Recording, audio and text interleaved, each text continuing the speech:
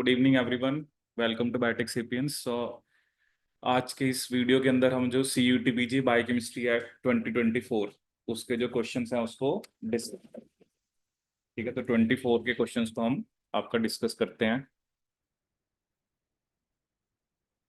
ठीक है, तो जैसे आप देख सकते हो कि यहाँ पर जो फर्स्ट क्वेश्चन है दैट इज बेसिकली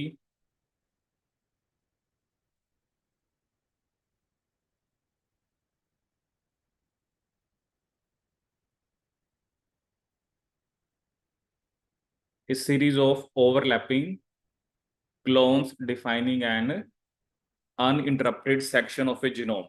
ठीक है, इसे हम क्या बोलते हैं? कॉन्टिग। एक्चुअली ये एक टर्म होती है जो हम बेसिकली यूज करते हैं जैसे RDT वगैरह के अंदर भी। तो जो ओवरलैपिंग DNA होते हैं, ओवरलैपिंग जो भी क्लोन्स है, उसके लिए हम क्या टर्म यूज करते हैं? आपकी कॉन्टिग। ठीक है, अब सेकंड क्वेश्चन जो है ये तो चलो एक फैक्ट बेस्ड ही है। इसमें आपको ये बताना था कि डिफरेंट टाइप ऑफ फूड है और उनके अंदर ट्रांस फैटी एसिड्स कितने होते हैं। ठीक है, देखो जनरली जो जितने भी नेचुरली अकरिंग फैटी एसिड्स होते हैं, ठीक है, नेचुरली अकरिंग जितने भी फैटी एसिड्स होते हैं वो सिस कॉन्फ़िगरेशन में होते हैं। ठीक है, जो नेचुरली अकरिंग होते हैं, नेचुरली अकरिंग फैटी एसिड्स कौन सी कॉन्फ़िगरेशन में होते हैं? आपकी सिस। बट जब हम जैसे प्रोसेसिंग वगैरह करते हैं फूड की, जैसे फ्राई करते हैं या कुछ और बनाते हैं, तब आपके ट्रांस बनते हैं। ठीक है, तो नेचुरली अकरिंग कौन से होते हैं? फैटी एसिड सिस कॉन्फ़िगरेशन के अंदर। ठीक है, तो इसलिए आप देखते भी होंगे कि कई बार बहुत सारे खाने पीने के आइटम्स पे लिखा होता है नो ट्रांस फैट्स, क्योंकि ट्रांस फैट्स जो होते हैं वो बॉडी मेटाबोलाइज नहीं कर पाती। ठीक है, तो अब जैसे यहाँ पर आपको ये याद ही रखना पड़ेगा, जैसे एक उसने लिखा है फ्रेंच फ्राइज। ठीक है, कि फ्रेंच फ्राइज के अंदर व्हाट इज द कंटेंट। ठीक है, तो जैसे ए का बता रखा है 2, दैट इज 0.28 ग्राम। ठीक है, मतलब परसेंटेज है ये पर ग्राम, 0.28%। इसके अलावा फिर बी क्या आपका पिज्जा, उसमें लिखा हुआ 0.9। ठीक है, फिर आपका सी क्या है मफिन, उसमें कितना है आपका 0.14। और चॉकलेट बार के अंदर आपका 0.2। ठीक है, ये आपको याद ही रखना पड़ेगा। तो यहाँ पर अगर हम देखें तो पिज्ज़ा में 0.9% है, तो ये सबसे ज़्यादा है as compare to other items. उसके बाद फिर आपका फ्रेंच फ्राइज होगी। उसके बाद इस ऑर्डर के हिसाब से आपका 0.2, 0.2 किसका? आपका चॉकलेट बार का। और सी का 4 आपका सबसे कम मफिन्स के अंदर। ठीक है, तो नेक्स्ट क्वेश्चन देखते हैं आपका।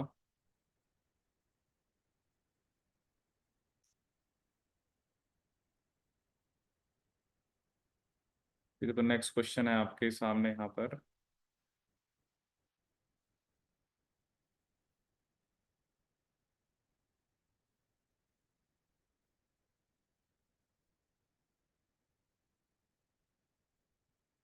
ठीक है, तो नेक्स्ट क्वेश्चन है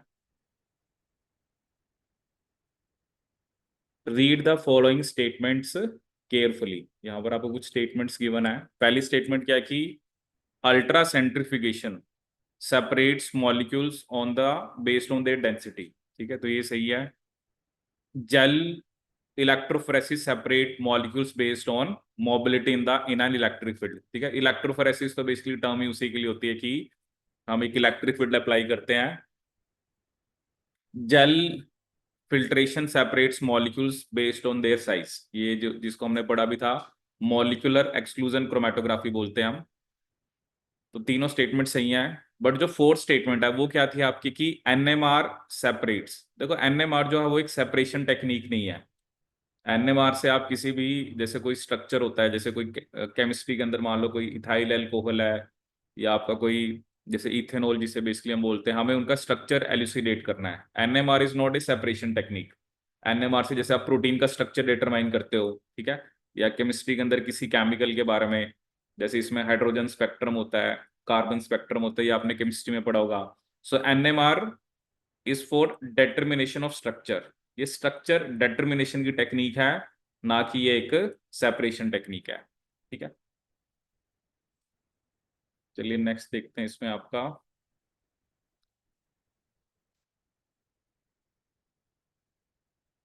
ए researcher engineers a lac operon on a plasmid in activating all parts of the lac operator and lac promoter।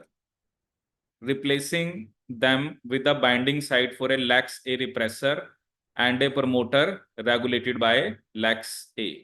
ठीक है, अब देखो इसमें उसने आपको क्या बताया कि आपने जो लैग ऑपरेटर है और जो लैग प्रमोटर है उसको आपने किससे रिप्लेस करा दिया। एक रिप्रेसर है जिसका नाम है lex A and promoter regulated by lex A. ठीक है, the plasmid is introduced into E coli cell. ठीक है, इस प्लाज्मिड को वो कह रहे हैं कि हमने ई कोलाई सेल्स के अंदर इंट्रोड्यूस करा। एंड उसके बाद वो क्या कह रहा है आपको कि in into E coli cells that has a lac operon with inactive lac Z gene. उसके अंदर लैक जी जीन इनएक्टिव है। ठीक है, under what conditions these transform cells produce, यहाँ पे बीटा गैलेक्टोसिडेज होना चाहिए। ठीक है, अब देखो क्या है ना, आपको ऑब्वियसली अगर उसके अंदर मतलब बीटा गैलेक्टोसिडेज नहीं बन रहा है इसका मतलब लैग जी जीन फंक्शनल नहीं है। तो इसमें क्या है ना, obviously have to give some, आपको कुछ ना कुछ म्यूटेशन करनी है ताकि जो इनएक्टिव लैग्स जीन है वो एक्टिव हो जाए। ठीक है, जैसे इसमें एग्जांपल दे रखा है on subjecting E coli cells to high level of DNA damaging agents like UV light. ठीक है, दूसरा ऑप्शन आपको क्या दे रखा है, on starving E coli cells, on growing E coli cells in lactose rich medium, और on coculturing E coli cells with B subtilis. ठीक है, देखो बाकी तो चलो जनरल सी ऑप्शन है तो उससे तो कुछ होने वाला है नहीं, क्योंकि यूवी लाइट क्या करेगी, जो लैग्स ही आपका इनएक्टिव है, ठीक है, उसको ये वो क्या कर देगी आपकी एक्टिव। ठीक है, लैग्स ही क्या हो जाएगी आपकी एक्टिव। कोई ना कोई मतलब आपको म्यूटाजन देना पड़ेगा, चाहे वो कोई मतलब फिजिकल रेज में जैसे अल्ट्रावायलेट है या कुछ केमिकल भी आप दे सकते हो। ठीक है, बट इसमें कुछ ऐसा दे ही नहीं रखा केमिकल के बारे में, तो so we have to choose UV light. ठीक है, नेक्स्ट क्वेश्चन देखते हैं आपका, how much percentage of human genome is represented by exome. ठीक है, अब एक्सोम में बेसिकली जो कोडिंग पार्ट्स आएगा, एक्सोम में जनरली क्या आएगा आपका जो कोडिंग पार्ट है। ठीक है, जैसे हम बोलते हैं ना हमारा, अगर हम वैसे जीनोम की बात करें तो हम कहते हैं कि जो less than 2% of human genome encode for proteins. ठीक है, ये अब ये एनसीईआरटी की लाइन है, एक एनसीईआरटी की क्या लाइन है, less than 2% of human genome encode for proteins, less than 2% of human genome encodes for proteins।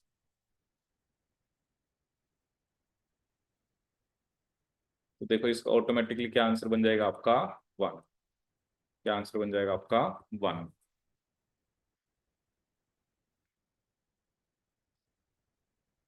ठीक है, नेक्स्ट क्वेश्चन क्या है कि द एंजाइम रिवर्स ट्रांसक्रिप्टेज, तो रिवर्स ट्रांसक्रिप्टेज हमें पता है कि वो आरएनए से क्या बनाता है, डीएनए बनाता है। ठीक है, तो सिंपली इसका आंसर होगा second. At 25 degree Celsius the degree of ionization of pure water at equilibrium is. ठीक है, अब ये भी आपको बेसिकली याद रखना पड़ेगा कि डिग्री ऑफ आयनाइजेशन उसने कौन से टेम्परेचर पे पूछी है हमसे, एट 25 डिग्री सेल्सियस। तो बेसिकली ये कितना आ रहा है आपका यहाँ पर, इसने हमें क्या आंसर दे रखा है यहाँ पर, 2/10⁹ मॉलिक्यूल्स। ठीक है, जैसे एक वैल्यू यहाँ पर मैं देख रहा हूँ लिखी हुई है 1.8 इंटू 10⁻⁹ तो ये इंडिकेट कर रही है कि 2/10⁹ मॉलिक्यूल्स। ठीक है, this is the degree of ionization of water, ये भी आपको याद रखना पड़ेगा। In cytosol the product yield from oxidation of one molecule of glucose. अब ग्लूकोज के एक ऑक्सीडेशन से हमें क्या मिलता है, 2 पायरुवेट, 2 NADH और 2 ATP। ठीक है, ये तो सिंपली आपको ग्लाइकोलिसिस पता होना चाहिए। In kidneys the glomerular filtration rate depends upon. ठीक है, जैसे हम ये कहाँ पर पढ़ते हैं आपका, जब किडनीज की बात करते हैं GFR होता है, glomerular filtration rate, which is 125 ml/minute अगर हम ह्यूमंस की बात करें, and it is 180 litres per day. ठीक है, तो ये बेसिकली क्या होता है, ये डिपेंड करता है, जैसे यहाँ लिखा ना, hydrostatic and osmotic pressure between the glomerular capillaries and lumen of nephron, the nature of glomerular basement membrane and total available filtration area. इन तीनों पे डिपेंड करता है, but relative concentration of ions पे डिपेंड नहीं करता। और एक चीज मैं आपको और बता सकता हूँ यहाँ पर ना, कि जो ग्लोमेरुलर फिल्ट्रेशन मेम्ब्रेन होती है, उसके ऊपर ना नेगेटिव चार्ज होता है। उसके ऊपर क्या चार्ज होता है? नेगेटिव। मतलब अगर जैसे अगर मैं पॉजिटिव वाला दूं, नेगेटिव वाला दूं और न्यूट्रल दूं, तो सबसे इजीली जो है वो पॉजिटिव वाला जो होते हैं उनको ये जाने देती है। ठीक है, that is your glomerular filtration membrane bear negative charge, ये हमेशा याद रखना आपको। फिर नेक्स्ट क्वेश्चन देखते हैं आपका। इन ए सबस्ट्रेट एंजाइम रिएक्शन, के क्या होता है? के क्या होता है आपका? Association constant. के डी क्या होता है? Dissociation constant. अब अगला क्वेश्चन उसने क्या दिया कि when wool sweaters are washed in hot water, ठीक है, दे श्रिंक।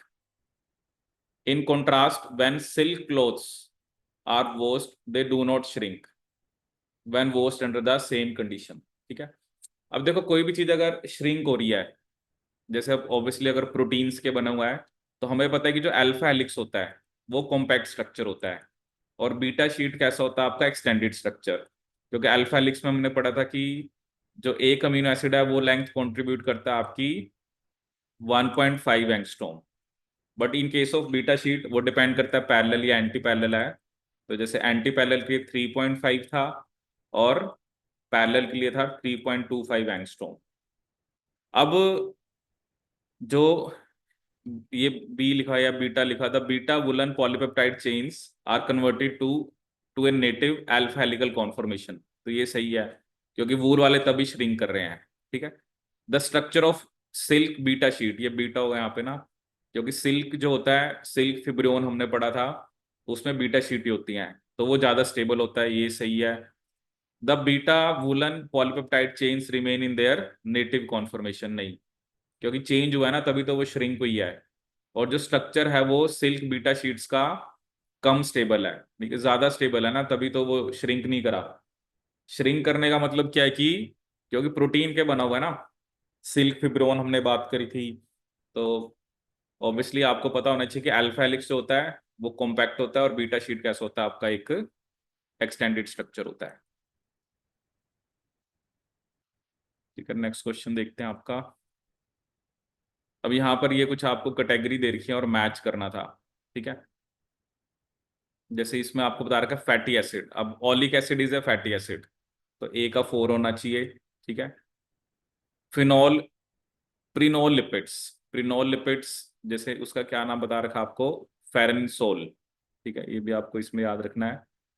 सैक्रोलिपिड्स, वो बता रखा है लिपोपॉलीसेकेराइड। और पॉलीकीटाइड्स, उसमें एग्जांपल क्या दे रखा है आपको? टेट्रासाइक्लिन। ठीक है, ये तो मैच ही करना था आपको। The step in an enzyme reaction of a pathway that needs greatest amount of activation energy, उसे हम क्या बोलते हैं? Rate limiting. और रेट लिमिटिंग स्टेप ही हमारा क्या होता है? Slowest step. जो स्लो या स्लोएस्ट स्टेप को ही आप क्या बोलते हो? रेट लिमिटिंग स्टेप, क्योंकि उसमें greatest amount of activation energy आपकी चाहिए होती है। Next question, which one of the following is the basis for protein structural classification? तो इसका मोटिव, मोटिव भी हमने पढ़ा था। मोटिव क्या होता है आपका? Super secondary structure. मोटिव का क्या मतलब होता है आपका? Super secondary structure. Super secondary structure, motive का क्या मतलब होता है आपका? Super secondary structure.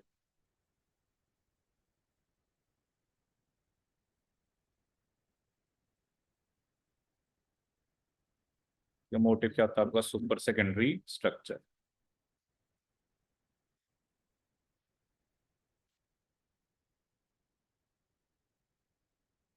ठीक है, नेक्स्ट क्या है इसमें आपका?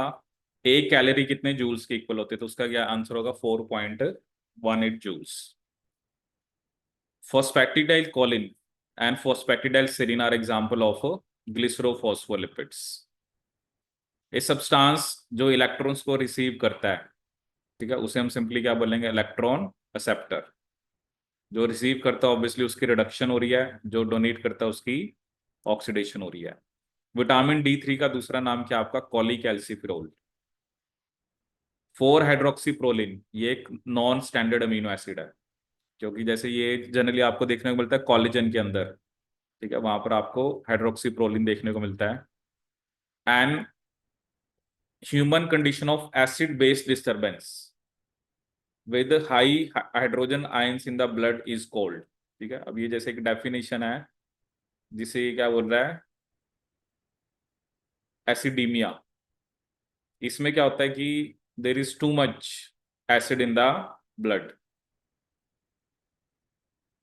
जैसे एसिडोसिस के बारे में क्या बता रखा है कि जब किडनीज इनफ एसिड को रिमूव नहीं कर पाती तब उसे एसिडोसिस बोलते हैं। लेकिन टू मच एसिड होना, मतलब एसिडोसिस की वजह से एसिडीमिया होता है। एसिडोसिस जो होता है ना, जैसे किडनीज हाइड्रोजन आयंस को रिमूव नहीं कर पा रही, तो उसकी वजह से क्या होता है, एसिडीमिया। तो ये जो ह्यूमन कंडीशन है इसको हम क्या बोलते हैं, आपका कंडीशन को एसिडीमिया बोलते हैं। और एसिडोसिस इसके लिए रिस्पॉन्सिबल होता है, जैसे बोलते हैं एनीमिया, आरबीसी का नंबर कम हो गया, ऐसे ही यहाँ पर एसिडीमिया। जिस पीएच के ऊपर कोई चार्ज नहीं होता, मतलब अमीनो एसिड के ऊपर, उसे हम क्या बोलते हैं, आइसोइलेक्ट्रिक पॉइंट। ठीक है, ये भी आपने बेसिक सा क्वेश्चन है। 53 के अंदर फ्रेडेरिक सेंगर ने सबसे पहले किसका प्रोटीन सीक्वेंस हमें बताया था। ठीक है, तो उसमें किसका सीक्वेंस है आपका, दैट इज ऑफ इंसुलिन। ठीक है, तो इंसुलिन का जैसे अगर मैं आपको थोड़ा सा बेसिक बताऊं भी सही, कि जो इंसुलिन का स्ट्रक्चर होता है, क्योंकि इसके अंदर दो चेन्स होती हैं, कि ए चेन होती है और एक होती है आपकी बी चेन। तो इसमें मैं आपको जैसे वो बता देता हूँ, इसमें ना डाइसल्फाइड बॉन्ड्स होते हैं अलग अलग टाइप के ना।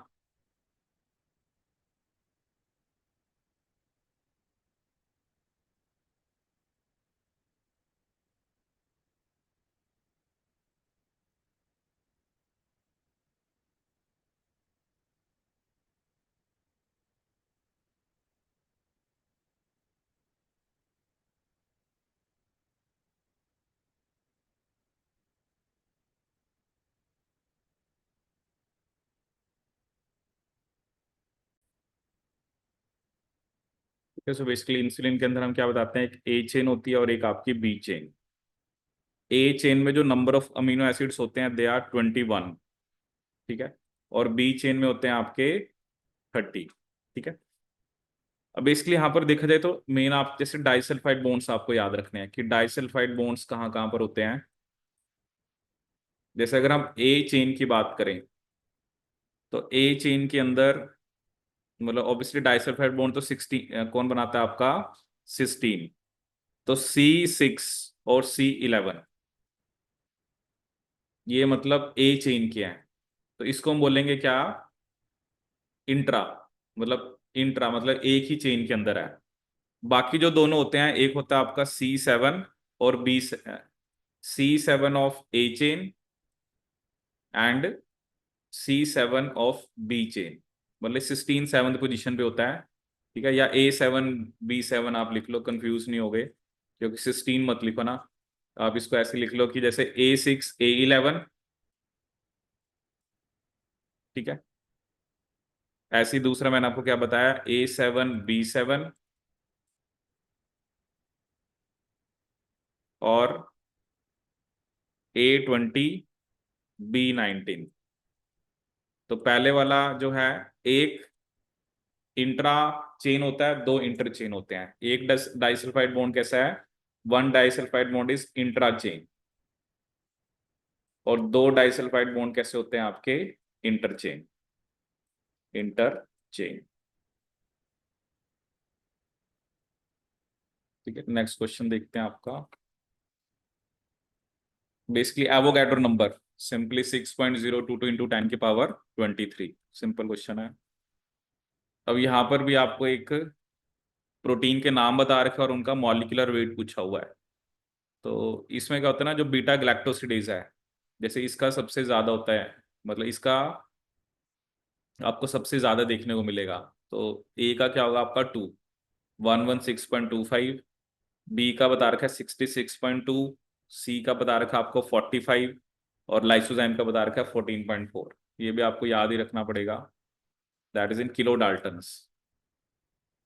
A mutation in alpha galactosidase A leads to which of the condition? That is your Fabry disease। ठीक है, अगर क्या नहीं है, क्योंकि गोचर डिजीज किसी वजह से होती है, गोचर, इसमें तो ग्लूकोसैरिब्रोसाइडेज नहीं होता, phenyl ketonuria phenyl alanine hydroxylase की डेफिशिएंसी से होता है। क्राइडू चैट सिंड्रोम में तो डिलीशन हो जाती है short arm of fifth chromosome. अब ये कुछ स्टेटमेंट्स हैं, जैसे DNA ligase are enzymes that creates a phosphodiester bond between DNA fragments, तो ये सही है। A protein containing one or more prosthetic groups is called a conjugated protein. A type of enzyme inhibition reversed by increasing the substrate concentration is called competitive inhibition. ठीक है, ये statement भी आपकी सही है कि सबस्ट्रेट बढ़ाने से हम बेसिकली वी मैक्स को अचीव कर पाते हैं। And two stereoisomers of a given sugar that differ only in configuration about carbonyl carbon atom, उसे हम क्या बोलते हैं? एनोमर्स। जैसे ग्लूकोस में C1 होता है एनोमेरिक, और फ्रक्टोस के अंदर C2 होता है। सारी स्टेटमेंट सही हैं। अब ये भी स्टिरोल पूछे हुए हैं अलग अलग। जैसे अगर हम बात करें ह्यूमन माइलिन शीथ की, तो उसमें क्या होता है? Cholesterol. A has to be 3। Maize leaf के अंदर जैसे उसने बता रखा है कौन सा होता है आपका? सिटस्टिरोल। ईस्ट के अंदर कौन सा बता रखा है आपको? सी का बता रखा आपको, सॉरी, ए का 3 हो गया, बी का 1, सी का बता रखा आपको सेकंड एर्गोस्टिरोल, और पैरामीशियम में क्या लिखा हुआ है? स्टिग्मास्टिरोल। अभी अलग अलग टाइप के लिपिड्स हैं। ये शॉर्ट सीक्वेंस इन एमआरएनए जो कि बैक्टीरियल राइबोसोम की बाइंडिंग के लिए चाहिए होता है, उसे हम क्या बोलते हैं? शैंडल करनो। यूकैरियोट्स में से हम कोजेक सीक्वेंस, मतलब कोजेक सीक्वेंस वैसा ही होता है, बट क्योंकि एयूजी जो होता है वो कोजेक सीक्वेंस का पार्ट होता है, यूकैरियोट्स में थोड़ा डिफरेंट होता है मैकेनिज्म। जब हम एंजाइम यूनिट को पर मिलीग्राम ऑफ प्रोटीन, तो इसे हम क्या बोलते हैं? Specific activity. Catabolic lysosomal degradation of cellular protein, जैसे सेल का ही प्रोटीन कोई खराब हो गया तो उसे हम क्या बोलते हैं? आपका autophagy. Enzymes that are involve in transfer of electrons, उन्हें हम क्या बोलते हैं? आपके ऑक्सीडो रिडक्टेज, क्योंकि ये क्या कराते हैं? आपका oxidation reduction. In E coli the enzyme that fill gaps in duplexes by stepwise addition of nucleotides to 3 prime end is called। ठीक है, तो वो ऑब्वियसली पॉलीमरेज 1 ही होगा, क्योंकि न्यूक्लियोटाइड्स ऐड करना तो पॉलीमरेज का ही काम होता है। एक जेनेटिक म्यूटेशन जिसमें आपका ग्लूकोसैरिब्रोसाइडेज, देखो ये भी क्वेश्चन आ गया कि जिसमें ग्लूकोसैरिब्रोसाइडेज की प्रोडक्शन लिमिट हो जाती है, तो उसका अभी हमने देखा दैट इज गोचर डिजीज। ठीक है, फैब्रिज भी आ रखा है और गोचर दोनों पे क्वेश्चन आ रखा है। व्हेन ए प्रोटीन हैज 2 और मोर पॉलीपेप्टाइड सब यूनिट्स, तो उसके अरेंजमेंट को हम क्या बोलते हैं? आपका क्वैटनरी स्ट्रक्चर।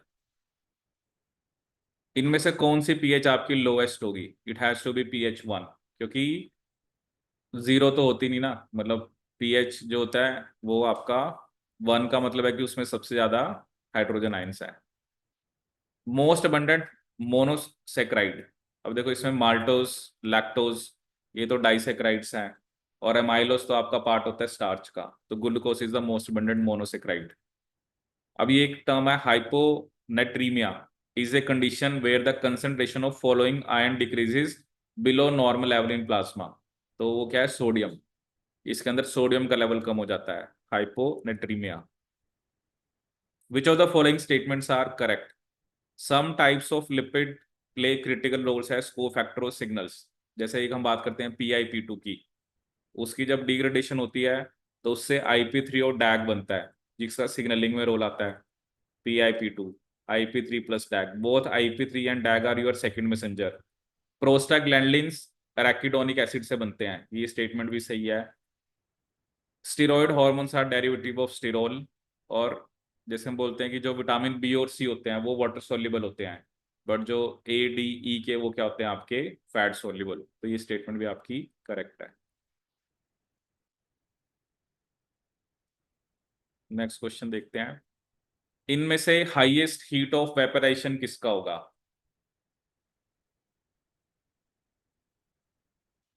तो इसका क्या आंसर देखा आपको? देखो बाकी वैसे ही अल्कोहल है, अल्कोहल तो वैसे ही वेपराइज हो जाता है जल्दी, वो सबको पता ही है।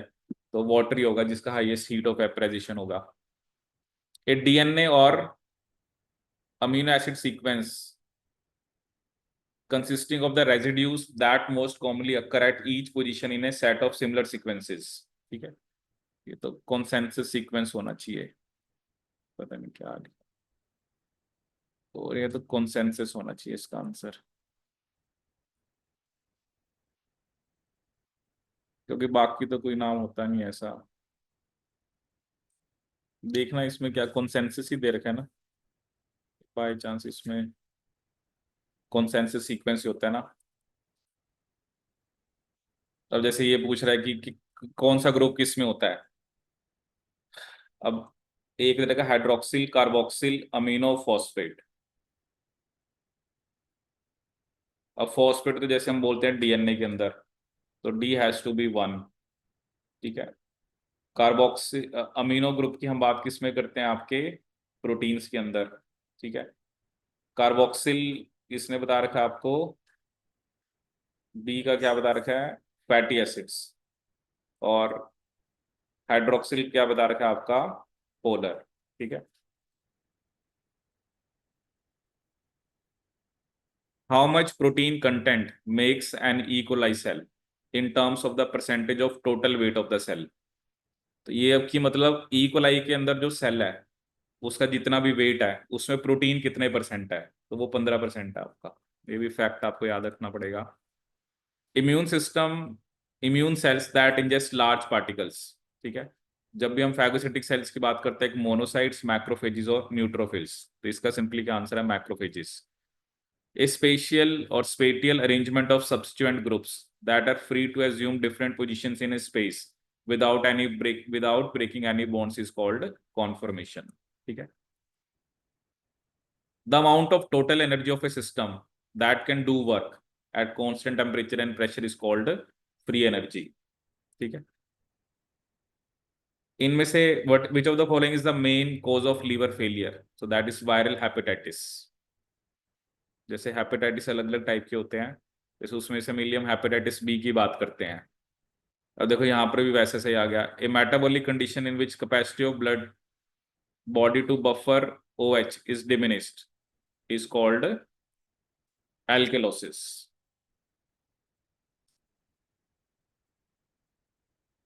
ठीक है, अभी ये मतलब ये जैसे पहले एसिडीमिया आया था एक, अब इसको क्या बोल रहा है वो, एल्केलोसिस।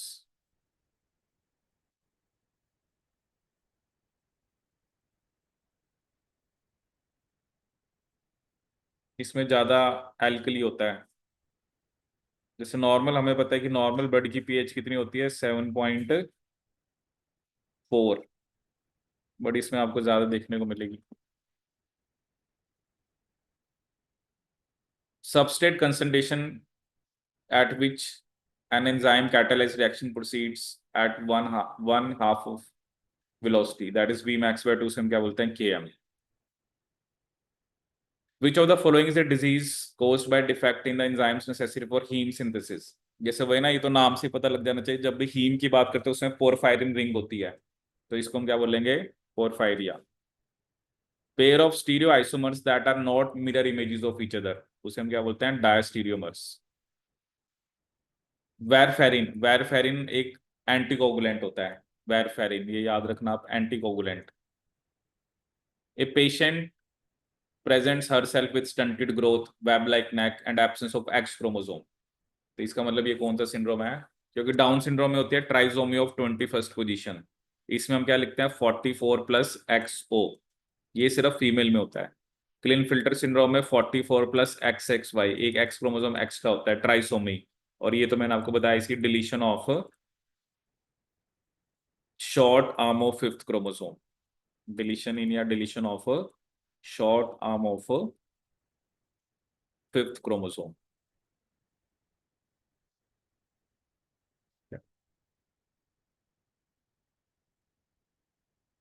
जिसका वो आ गया वैसे, डेट सेंटर आ गया, डेट आ गया है, कब है इसका? 16 को बायोकेमिस्ट्री का, और हम्म, पहले बायोकेमिस्ट्री का ही है। सेंटर यही बनेंगे। अब क्या, the science of collecting small molecules in a given cell under specific set of condition is called metabolomics. What is the rate of mortality in acute liver failure? ये सब फैक्ट बेस्ड क्वेश्चन आ रखे हैं। Rate of mortality,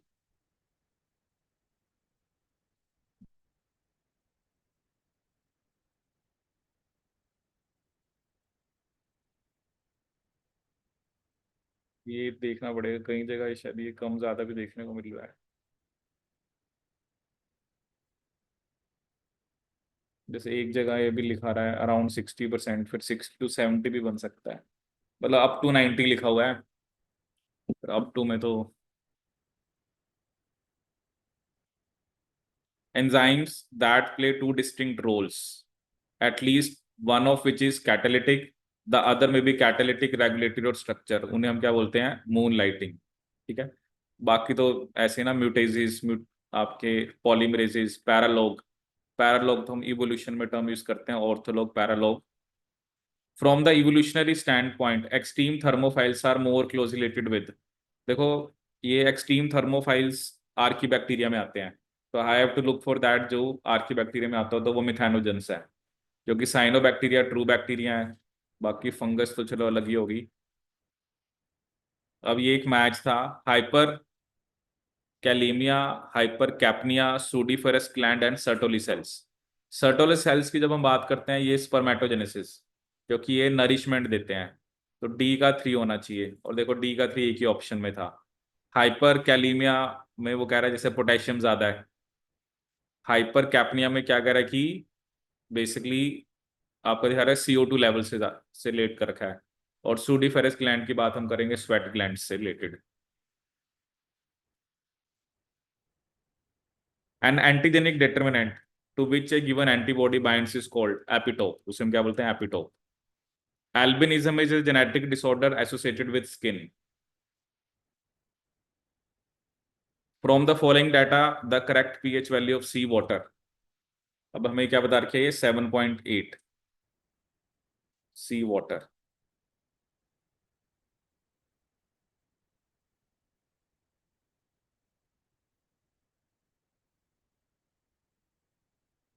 ठीक है, मतलब एक जगह 8.1 भी लिखा हुआ है, बट वही है कि आपका it has to be 7.8। Enzymes that create phosphodiester bond between 3' end of DNA segment and 5' end of another is called lipase। 1 angstrom कितने, किसके इक्वल होता है? ठीक है, तो 1 एंगस्ट्रॉम को नैनोमीटर की टर्म्स में लिखना है, तो 1 एंगस्ट्रॉम होता है 10⁻⁻10। तो इसको मैं क्या लिख सकता हूँ, 10⁻⁻1 इंटू 10⁻⁻9 मीटर, तो ये हो गया नैनोमीटर।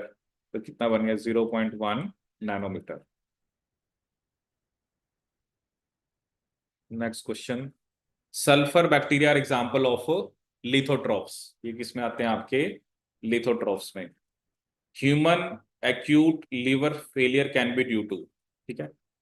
अब ये सारे रीजन बता रहा है कि जैसे अभी हमने देखा भी सही, जैसे अब देखो ना, 2-3 क्वेश्चन इसी से रिलेटेड आ रखे हैं। एक तो आपका जैसे वायरल हेपेटाइटिस, दूसरा फिर उसने क्या लिखा आपका, कई बार मेडिसिन, तीसरा उसने टॉक्सिन लिखा है, और एक टर्म उसने क्या लिखा है? Ischemia.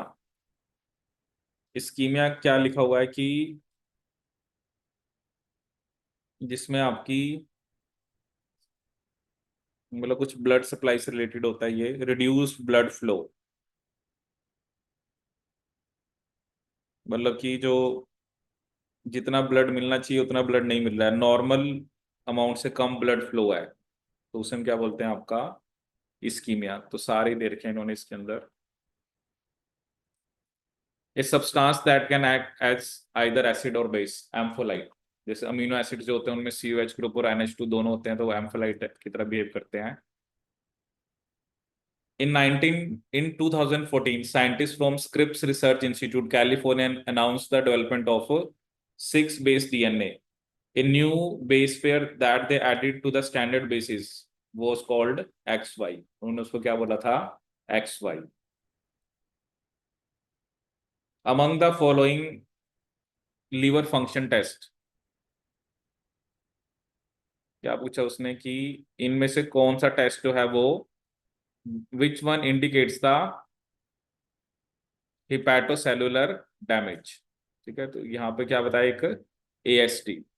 AST stands for aspartate amino transferase. Aspartate amino transferase, amino transferase.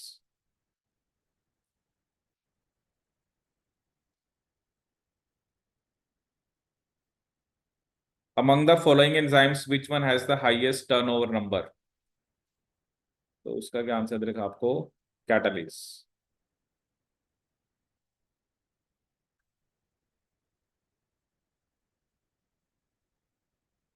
Catalyst का बता रखा है कि 40 million molecules per second.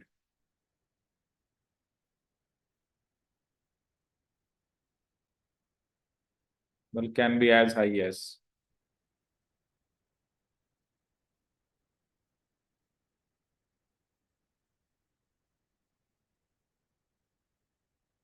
Next question आपका, the energy derived from non covalent interaction between enzyme and substrate is called binding energy.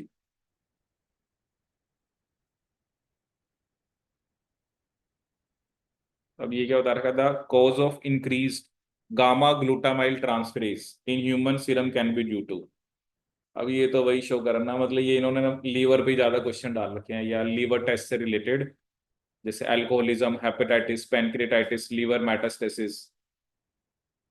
क्योंकि liver main होता है ना जिसका काम डिटॉक्सिफाई करना होता है, तो ये फिर लीवर से रिलेटेड टेस्ट ही हैं, ये थोड़ा सा आप इसको याद रखना है। एक group of contiguous nucleotide codons in DNA molecule that does not include A termination codon is called open reading frame. ठीक है, इसे हम क्या बोलते हैं? ORF। Which of the following statements are correct? DNA microarray is a collection of DNA sequences immobilized on solid surface that can be probed with hybridization. क्योंकि micro से हम we can analyze thousands of genes at the same time, जिसे हम transcriptome analysis बोलते हैं। Differential centrifugation describes the separation of cell organelles by different rates of sedimentation। एक differential होता है, एक डेंसिटी होता है, तो ये भी सही है। Amino acid that can not be synthesised by humans but are synthesised by microbes are called essential amino acid. ऐसा नहीं है ना, आप चलो ह्यूमंस नहीं बना सकते उस ऐसा बोल सकते हो, बट ये नहीं है कि वो माइक्रोब्स ही बनाते हैं। Equilibrium constant is specific for each chemical reaction. ठीक है, तो ये भी सही है, तो इसमें से ABD आपका करेक्ट है। A decrease in concentration of serum albumin lead to which of the following condition? Chronic liver disease। मतलब ये ना लीवर पे से ज्यादा पता नहीं क्वेश्चन इन्होंने पूछे हुए इसमें ना।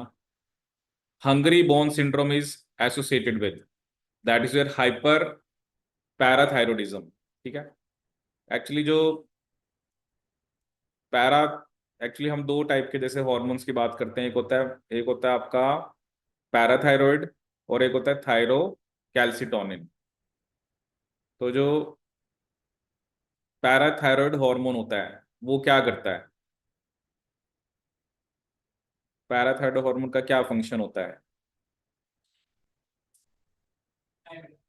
हम्म, वो तो थायराइड होते हैं। पैराथायरॉयड का काम क्या होता है कि जैसे अगर ब्लड में कैल्शियम कम होगी तो उसको मतलब इंक्रीज कराना। तो एक्चुअली जो बोन की कैल्शियम है या तो वो आएगी, या एक्सक्रीशन वो कैल्शियम का कम कर देगा। तो ये होता है आपका हाइपर, मतलब ये ब्लड कैल्शियम लेवल को बढ़ाता है। ठीक है, एक होता है पैराथायरॉयड हार्मोन, इसे हम कॉलिप्स हार्मोन भी बोलते हैं। पैराथायरॉयड और कॉलिप्स हार्मोन।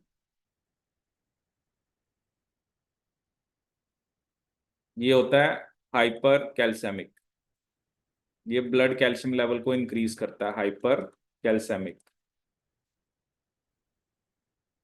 लेकिन दूसरा जो मैंने बताया, जो थायराइड ग्लैंड बनाते हैं जिसे बोलते हैं हम thyrocalcitonin, it is a hypocalcemic hormone. ये कैल्शियम लेवल को क्या करता है आपका, डिक्रीज करता है, हाइपोकैल्सेमिक।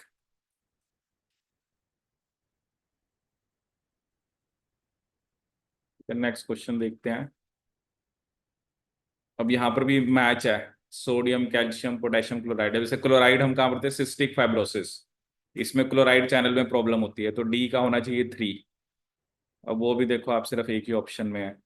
ए का क्या बता रखा है आपका, जनरलाइज्ड एपिलेप्सी।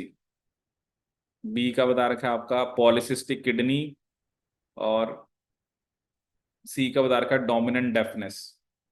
मतलब ये भी अब कुछ ये आयन चैनल में डिफेक्ट की वजह से है।